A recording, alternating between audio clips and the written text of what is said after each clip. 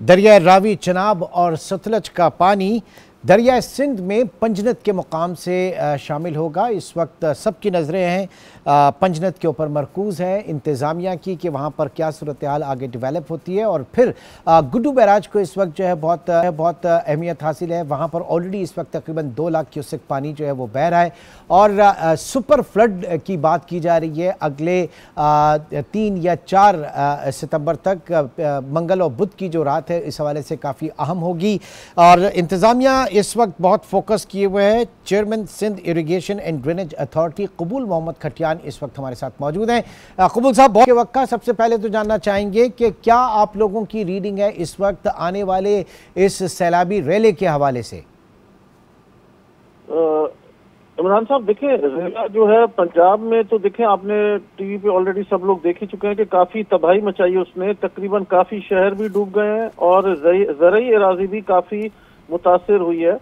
ये जो इंडिया से पानी आया वो बहुत बड़ी क्वांटिटी में था। बारिश तो इतनी बड़ी नहीं पड़ी थी यहाँ पे पंजाब में, लेकिन जो पानी वहां से जो सारे दरिया फुल होके और तक पहुंचे तो उसने हर जगह पे तबाही मचा दी है। अब वो सारा पानी देखे इंडस के थ्रू होता हुआ ही समुद्र में जाएगा और पहुंचेगा।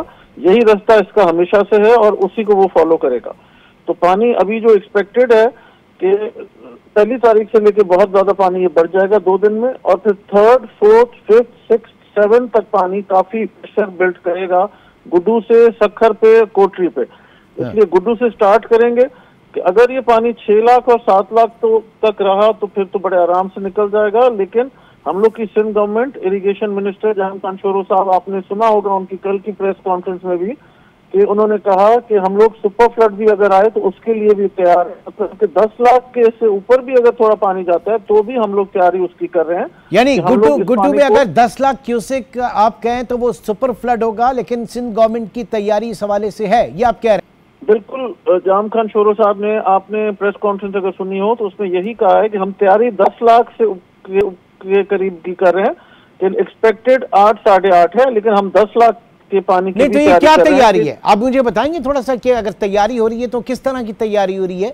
देखिए ये ना चौकियां लगाई जाती हैं, बंदों के ऊपर लोग बिठाए जाते हैं। इरिगेशन डिपार्टमेंट है ये पूरा, और हर जगह पे लोग बिठाए जाते हैं। और उसके अलावा वहाँ पे सैंड बैग्स फिल की जाती हैं, वहाँ पे तैयारी की जाती है, मशीनरी अलर्ट रखी जाती है कि कहीं पे भी अगर कोई शिगाफ पड़े या कहीं पे कोई प्रॉब्लम आए तो उसको फौरी तौर पे हल किया जाए।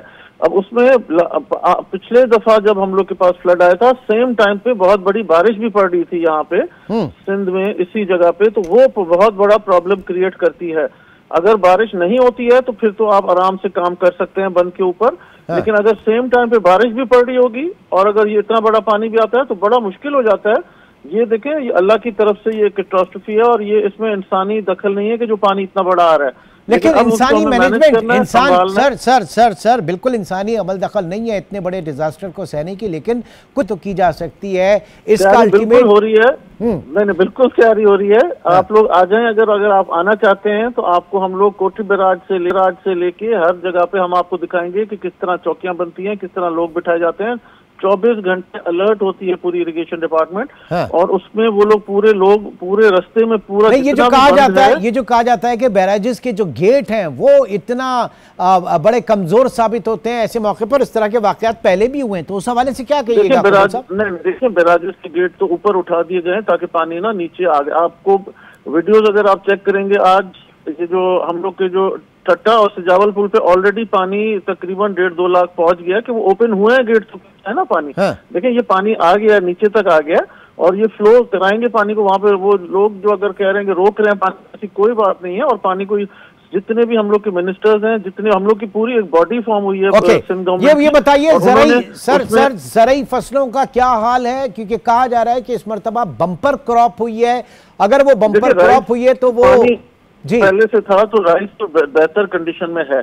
अब ये सारा डिपेंड करता है इस महीने की बारिश पे कि सितंबर में रेन कितनी होती है, कोई नुकसान करती है या नहीं करती है। देखें 3 साल हो चुके हैं ऑलरेडी कि सिंध में बम्पर क्रॉप आया है और वो हो चुका है और वो रिकॉर्डेड है, लेकिन इस साल भी क्रॉप बहुत अच्छी है। अब ये 15-20 दिन में डिपेंड करेगा कि रेन ज्यादा पड़ जाती है तो नुकसान होगा, अगर नहीं पड़ती है, मुनासिब पड़ती है, और ये फ्लड का पानी अगर फुली दरिया के थ्रू निकल जाता है, फुली हमारे पास बम्पर क्रॉप फिर से सिंध सूबे में आ जाएगा। पंजाब में काफी नुकसान हो चुका है। लेकिन सिंध में हो सकता है कि राइस का बम्पर क्रॉप आ जाए। बस वो सारा डिपेंड करेगा कि वक्त और हालात और बारिश के डिपेंड करते हैं। कौन कौन सी फसलें इस वक्त तैयार हैं कबूल साहब? देखिए राइस तकरीबन तैयार है, कॉटन सिंध में तैयार है, पिकिंग चल रही है, और शुगर केन भी तैयार होने के मोमेंट्स में है कि 2 महीने में तैयार हो जाएगी। लेकिन राइस तो रेडी है।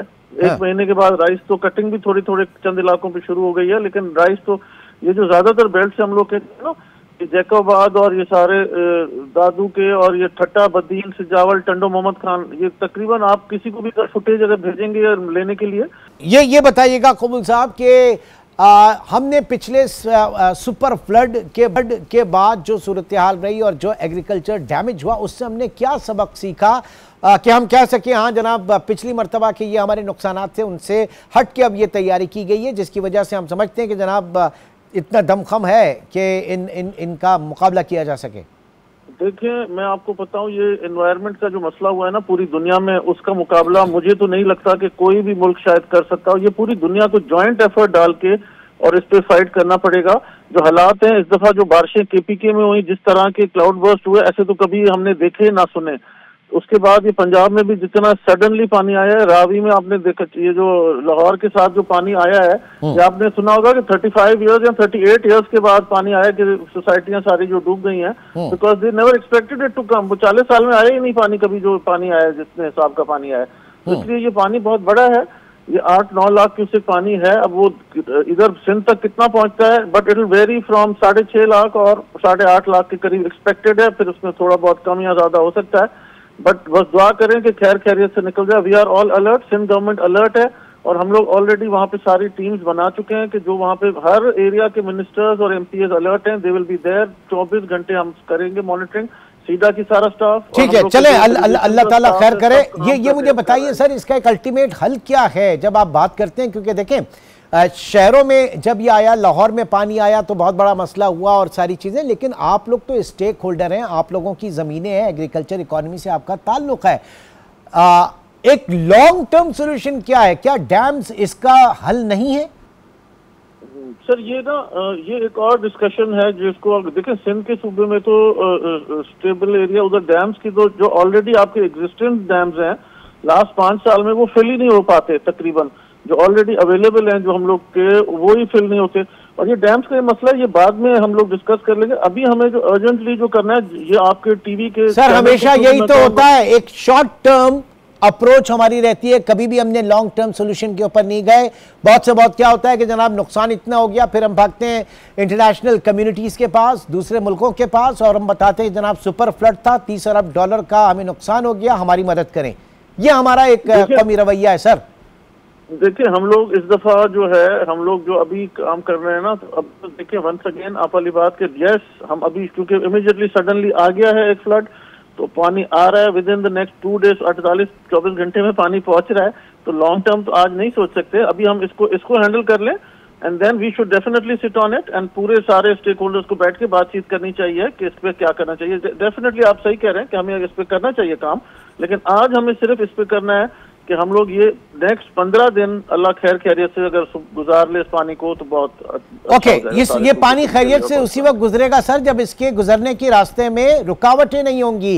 पंजाब में हमने सूरत हाल देख ली, सिंध में क्या है, बहुत हमेशा बात की जाती है कि जनाब इस दरिया के रास्ते में, ये जो दरिया जब समंदर से मिलता है तो इसके रास्ते में जो इंक्रोचमेंट है, तो आपके यहाँ क्या सूरत हाल है? सिंध के हवाले से बात करें, और बड़ी जिम्मेदार शख्सियत है आप, Sindh irrigation and drainage authority के चेयरमैन हैं। हम लोग की, मैं आपको बता रहा हूँ कि हम लोग के पास इतनी कोई बड़ी रुकावटें नहीं है। जहाँ पे भी रुकावट आएगी, पानी एक ऐसी खतरनाक चीज है कि किसी रुकावट को वो रुकने ही नहीं देगी। ये पानी 1 लाख क्यूसेक या 2 लाख क्यूसेक नहीं है, 7 लाख क्यूसेक पानी है कि वो टॉप तक पानी जाएगा। जो हम लोग के बंद है उसके टॉप तक पानी चल रहा होगा। हाँ। बहुत बड़ा पानी है, इसलिए कोई रुकावट जो भी होगी वो इसमें दरिया अपनी जगह बनाता हुआ निकल आएगा। आप वो ठीक है, यानी ये रुकावटें तामीरात के हवाले से नहीं है, आप ये कह रहे हैं बहुत अगर है तो वहाँ पे खेत वगैरह बने हुए हैं। देखें सोसाइटियां बनी हुई है ना लाहौर के अंदर, इसके रावी के अंदर सोसाइटियां बना दी है इन्होंने। इस तरह रिवर इंडस में अंदर सोसाइटियां नहीं बनी हुई।